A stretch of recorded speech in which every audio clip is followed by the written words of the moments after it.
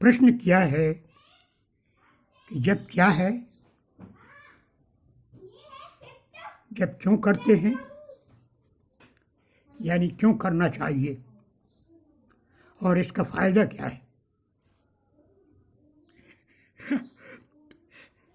बड़ा अच्छा प्रश्न है और इस प्रश्न को जानना चाहिए तुम लोगों को सबको, क्योंकि इस प्रश्न को न जानने पर बहुत से लोग जो जीवन पर्यंत जप करते रहते हैं पर उसका फल नहीं होता।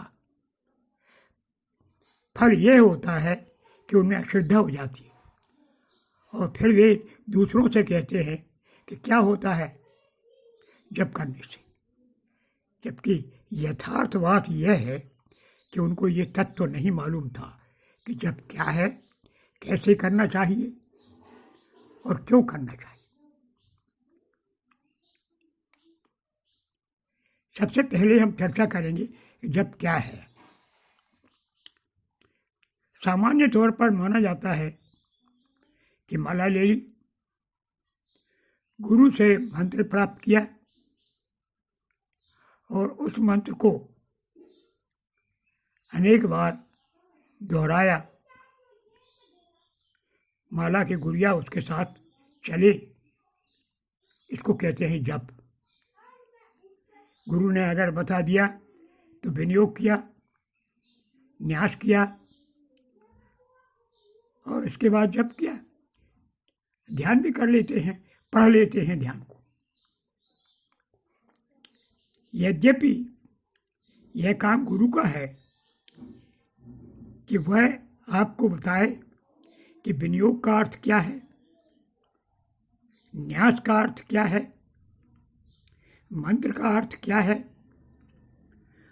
इसको कैसे करना चाहिए। यह सब बातें गुरु का कर्तव्य है और शिष्य का कर्तव्य है कि वो जाने, गुरु का कर्तव्य है कि वो बताए। गुरु टेलीफोन पर मंत्र दे देता है, शिष्य दूरभाष से मंत्र सुन लेता है और जप करता है, अथवा किताब में पढ़ लेता है और जप करता है। इस प्रकार से जप होता है और उनको ज्ञान नहीं होता। इसके विषय में बड़ा गंभीर चिंतन हुआ है। जब विज्ञान एक विज्ञान है और महाराज के, हमारे गुरुदेव के जो शिष्य हैं वे सब जानते हैं, महाराज कहते थे जपात सिद्धि, जपात सिद्धि, जपात सिद्धि न संशय। जब से सिद्धि होती है, जब से सिद्धि होती है। और उन लोगों की जप करने से सिद्धि नहीं होती जो किताब से पढ़ लेते हैं अथवा गुरु से टेलीफोन से सुन लेते हैं अथवा गुरु ने एक बार बता दिया। इसलिए ये प्रश्न किया, यथार्थ प्रश्न है, ये जीवन का प्रश्न है। इस जीवन का प्रश्न का मैं तो आपको थोड़ा सा संक्षेप में, क्योंकि बहुत अधिक व्याख्या करना ये प्रत्यक्ष बताने के बाद ही होना चाहिए। और जिन शिष्यों ने हमसे बैठ कर सामने सीखा है उनके लिए ये संकेत मात्र है, आप इसे सुनिए। जप का अर्थ है कि जो मंत्र आपने गुरु ने दिया है, जो पिंड रूप में अक्षर हैं, जो किसी ऋषि ने कहे हैं, उनका बार बार दोहराना और उनके दोहराने के साथ साथ उनके अर्थ की भावना करना। पतंजलि महाराज ने योग सूत्र में यह कहा है, जपः तदर्थ भावनम। जप का तात्पर्य है कि जो पिंडाक्षर हैं, जो मंत्र है, उस मंत्र को की बार बार भावना करना, शब्दों के साथ अर्थ को जानना। यह है मंत्र जप। इसमें माला का विधान है, कैसी माला होना चाहिए, जिस तरह का मंत्र के अक्षर हों, जिस तरह से मंत्र का देवता हो, उसके अनुकूल माला हो, ये गुरु से प्राप्त करना चाहिए। किस प्रकार की आसनी हो, किस प्रकार का स्थान हो, ये बातें जानी जानी चाहिए गुरु से। यहाँ सिर्फ ये बात होगी कि जब कैसे करना चाहिए। तो जो मंत्र के अक्षर हैं, यहाँ हम अक्षर कह रहे हैं, ये किताब के लिखे हुए अक्षर नहीं है, ये टेलीफोन से आए हुए अक्षर नहीं हैं। ये वे अक्षर हैं जिसको गुरु ने बार बार अपनी शक्ति से, देवता के ध्यान से, जिन अक्षरों को चिन्मय रश्मि बना दिया है, ज्ञान की किरणें हो गई हैं। जो जब किसी मंत्र को बार बार जपा जाता है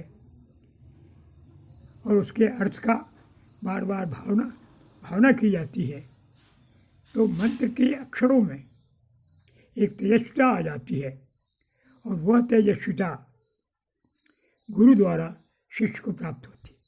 इसलिए कहा जाता है कि मंत्राक्षर जो है वो चिन्मय है, वे सामान्य अक्षर नहीं है। ऐसा ज्ञान शिष्य को होना चाहिए कि ये जो हमारा मंत्र है, ये ज्ञान की किरणें हैं, और इन ज्ञान की किरणों से जो प्रकाश मिल रहा है वही उसका अर्थ है। तो ये अर्थ का बार बार उसको अनुभवन करना चाहिए, भावना करनी चाहिए। ऐसा ये जप है, ये जप है। अब जप तो ये हो गया कि मंत्र आपने लिया और माला उसमें ली जैसी आपको बताई है, और उसका अर्थ का बार बार अनुभवन किया। कैसे होगा अनुभवन? कैसे आप अर्थ और शब्द दोनों साथ साथ जान सकेंगे? इसके लिए कुछ क्रिया करनी पड़ेगी, नहीं तो ये नहीं होगा।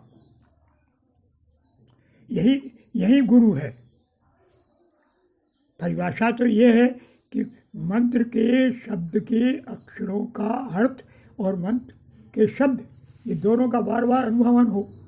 लेकिन क्या होता है, क्या आप जब ओम नमः शिवाय कहते हैं तो साथ साथ ओम की भावना, नमः की भावना और शिवाय की भावना साथ साथ चलती है? ये कैसे चले, ये कैसे संभव हो? इसके लिए कहा जाता है कि कुछ प्रक्रियाएं करनी पड़ती हैं। वो प्रक्रिया क्या है कि आपको ये देखना है कि क्या प्रक्रिया साध्य करनी, कैसे करनी।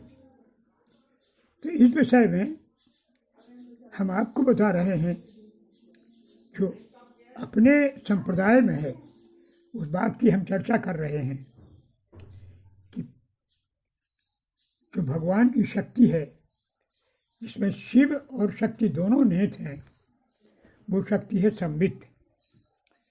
संबित शक्ति अर्थात शिव शक्ति, प्रकाश शक्ति और विमर्श शक्ति, इन दोनों का संयुक्त रूप।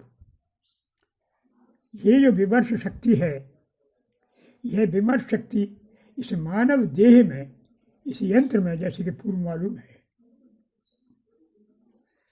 सबसे प्रमुख रूप से पहले प्राण रूप आई है। ये प्राण है, प्राण आता है, प्राण जाता है, इसको कहते हैं प्राण। जब हम लेते हैं इसको कहते हैं प्राण, जब हम निकालते हैं प्राण को इसको कहते हैं अपान। ये प्राण पान का चार है, इसको कहते हैं प्राणाचार। सांस ली, सांस निकाली।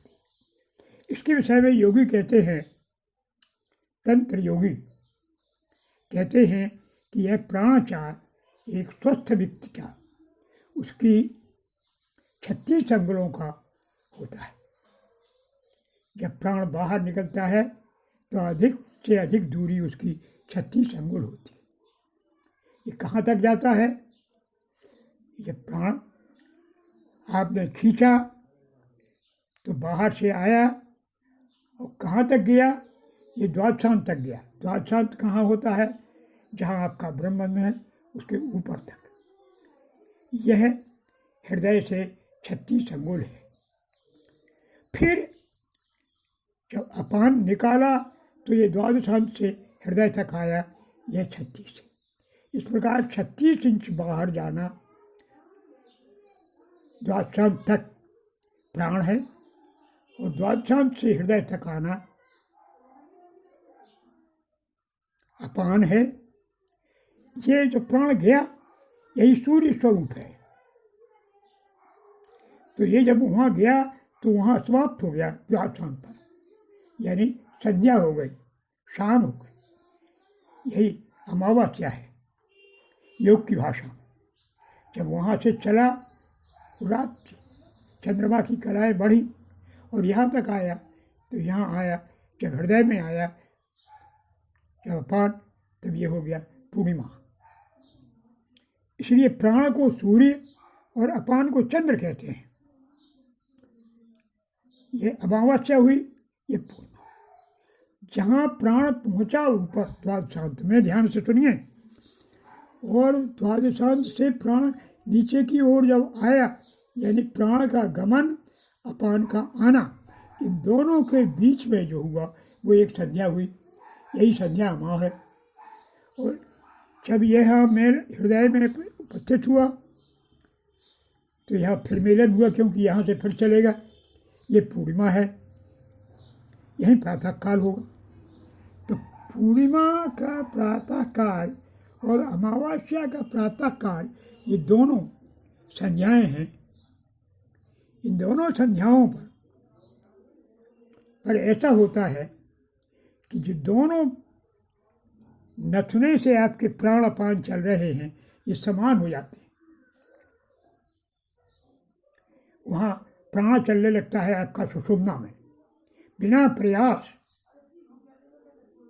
इसकी योगी अभ्यास करते हैं, इसको तांत्रिक कहते हैं कि वहाँ हो जाता है। इसीलिए संध्या करना, संध्या में जप करना बहुत महत्वपूर्ण है।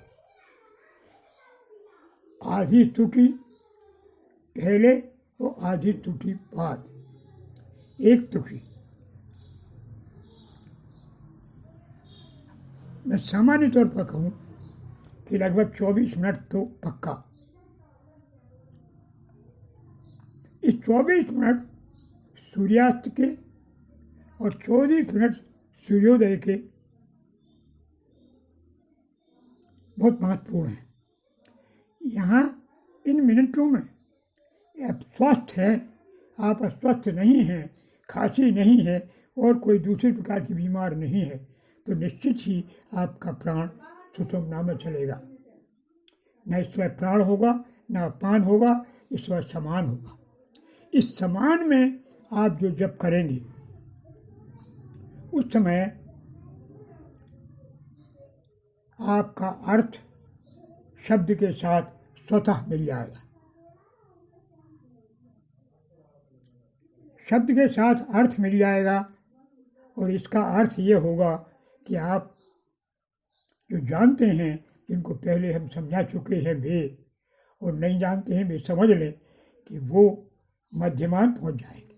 मध्यमा अर्थात वह स्थिति जहाँ वाचक और वाच्य का एकता हो जाती है, जहाँ शब्द और अर्थ एक हो जाता है।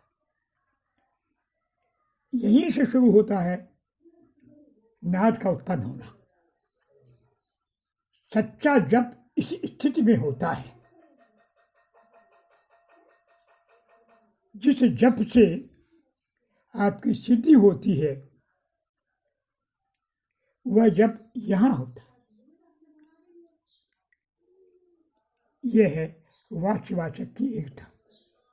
बैखरी में जप करने से पुण्य होता है, कोई विशेष फायदा नहीं होता, शरीर को परिवर्तित नहीं कर पाता।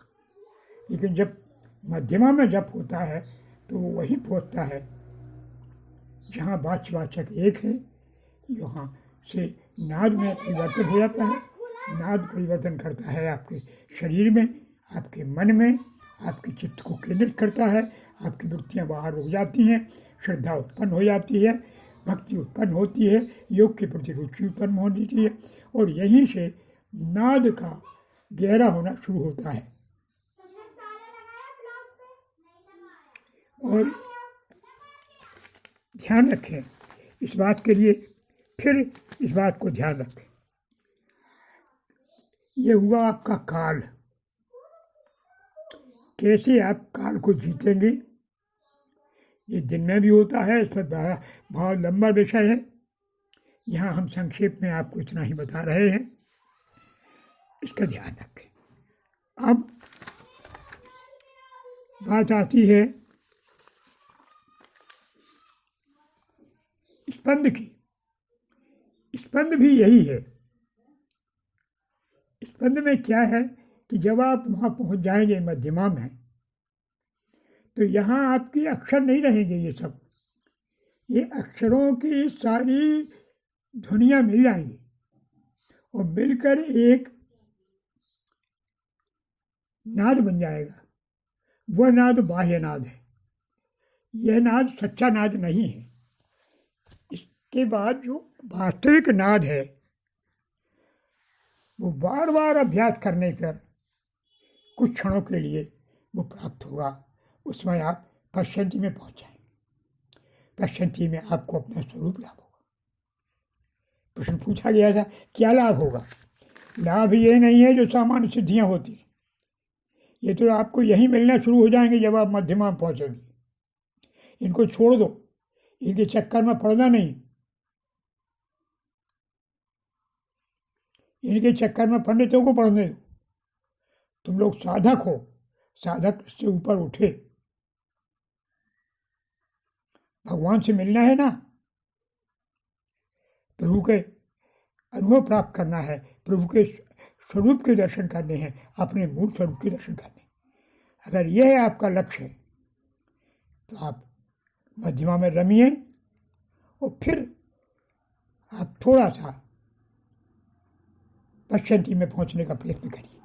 बार बार का अभ्यास आपको पश्यंती में शुद्ध नाद की अवस्था में ले जाएगा। वहाँ आपको मंत्र का स्वरूप, गुरु का स्वरूप, देवता का स्वरूप सब कुछ दर्शन होंगे, क्योंकि वो पश्यंती है। वहाँ आप ऋषित्व प्राप्त होगा, वहाँ आप ऋषि होंगे। यह सबसे बड़ा लाभ होगा, स्वरूप लाभ होगा। आप कृतकृत्य होंगे। आपका जीवन का यही लक्ष्य है कि आप अपने स्वरूप को प्राप्त करें और इस लोक में सुखी हों, और उस लोक में आप जो है भगवान का के में अपने आप को विलीन कर दें। आपका बिंदु समुद्र में मिल जाए, आप और शिव में कोई अंतर नहीं, यह आपको ज्ञान हो जाए।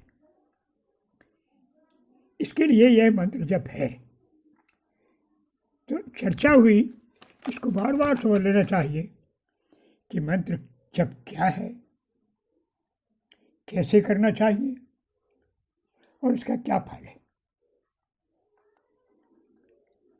मंत्र जप है पिंडाक्षरों का जो चिन्मय गुरु के द्वारा दिए हुए जो प्रकाशमय जो अक्षर हैं, उन अक्षरों का बार बार भावना करना, बार बार चिंतन करना। चिंतन करने का ढंग है कि आप ठीक समय पे बैठें, आप प्राण अपान दोनों जब मिलते हैं उस समय को प्राप्त करें, गुरु से प्राप्त करें।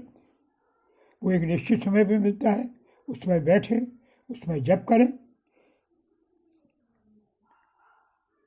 उसमें जप और ध्यान सब एक हो जाए। उस समय सिद्धियाँ आपके सामने होंगी और उन सिद्धियों को आप छोड़ते हुए आप परम सिद्धि की ओर बढ़िए। वहाँ आपको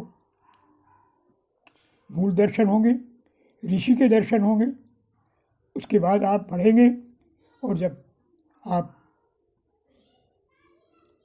पश्यंती में पहुँच जाएंगे नाद आपको स्पष्ट हो जाएगा तो महानाद में जब आप पहुँचेंगे तो नाद फिर आपको आत्म स्वरूप के दर्शन हो जाएंगे। तो इस प्रकार से जो एक सामान्य प्रक्रिया है, अभिनव गुप्त कहते हैं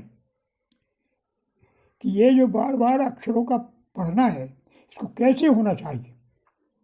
वो बताते हैं एक बहुत तरीका छोटा क्या है कि आप जो सांस आती है जब भी जब करें आप तब इसको आजमा लें आप जो, और आप देखें कि मंत्र में कितने अक्षर हैं और उन अक्षरों को आप दो हिस्से में बांटें। जितना मंत्र आपको प्राण जा रहा है उसमें हो उतने ही अंत अपान में हो। जैसे मान लीजिए ओम नमः शिवाय है, ओम नमः शिवाय में 6 अक्षर हैं। ओम नमः शिवाय 6 अक्षर हो गए। इन 6 अक्षरों को 36 तक ले जाना है, अधिक से अधिक ले जा सकते हैं तो 6 से 36 अक्षर 36 अक्षर मतलब 6 मंत्र। 6 मंत्र आप प्राण के साथ, 6 मंत्र अपान के साथ जपे तो वो कहते हैं कि आपका ये प्राण अपान का एक स्थापित हो जाएगा। इसको कहते हैं प्राण अपान। फिर तरीका समझ लीजिए आप, मंत्र के अक्षर अगर 6 है तो 6 बार मंत्र जपना है प्राण के साथ, 6 बार जपना है अपान के साथ। ये एक तरीका है किस तरह से आप जाएंगे मध्यमा में, यानी जहाँ शब्द और अर्थ दोनों मिल करके नाद बना देंगे। तो ये पहली बात आपने सुनी कि जप क्या है, जप कैसे करना है, ये प्रक्रिया है। और तीसरे इसका फल क्या है, मुख्य फल है आत्मलाभ, आत्मस्वरूप का दर्शन। शेष तो जो गौड़ हैं वे लाभ होते ही हैं, लौकिक हैं, भौतिक हैं, वो होते हैं। और जब परम लाभ हो जाता है तो भौतिक लाभ आपके हस्तामलक जैसे हो जाते, स्वभाव है। बात यहीं समाप्त होती। ओम शिव।